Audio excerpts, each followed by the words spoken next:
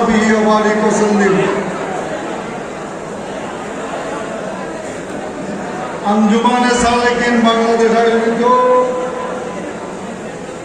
আজকের এই পবিত্র ঈদে মিলাদুন নবী সাল্লাল্লাহু আলাইহি ওয়াসাল্লাম মাহফিলের শ্রদ্ধেয় সভাপতি সুলতানুল মুনাজিরিন উস্তাদুল উলামা আল্লামা সাহেব কিবলা সিরাজনগরী মদ্দাজিল্লাহুল আলী, মঞ্চ ভূমিষ্ঠ আজকে শ্রদ্ধেয় প্রধান অতিথি, এই অঞ্চলের একজন শ্রেষ্ঠ রাজনৈতিক অভিভাবক